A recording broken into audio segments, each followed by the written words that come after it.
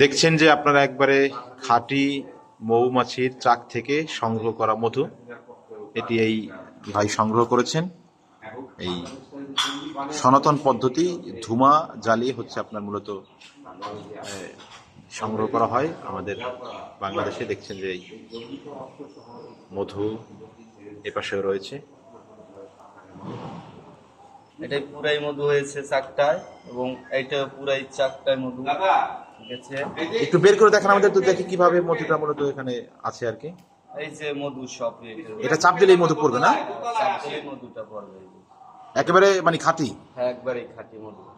মধু মূলত আপনার যে চাষ করা একটা মধু দেখি আপনার, এইটা ভালো লাগে? এটা ভালো না, চাষ করাটা তো চাষ যেরকম পুরো পোল্ট্রি মুরগি যেরকম পাললে এটা চাষি, ঠিক আছে, আর যেটা দেশি এটা দেশি, ঠিক আছে। মানে এইটা বেশি ভালো নাকি? এইটা ভালো, এটা হচ্ছে একবারে ন্যাচারাল আপনার প্রাকৃতিক। হ্যাঁ।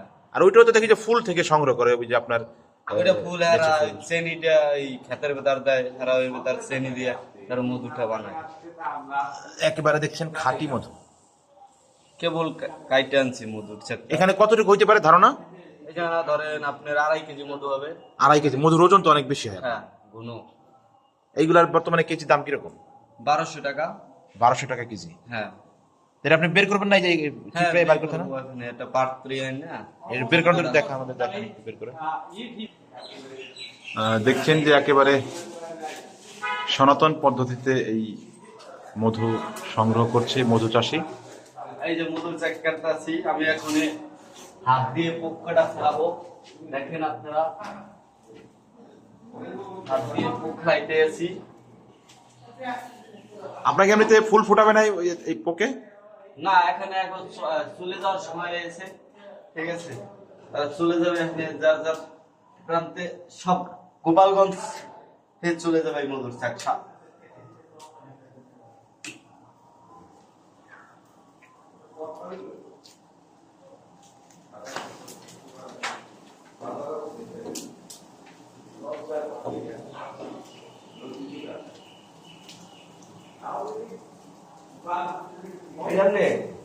কাটবো না ভাবছি।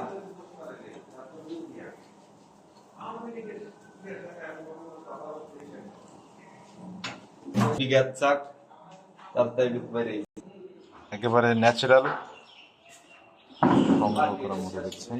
এই কোন জায়গা পারাবি? টিউবের মধ্যে মধু, ওই ফেলাই, ওই জলের ভিতরে ফেলা, জল দে।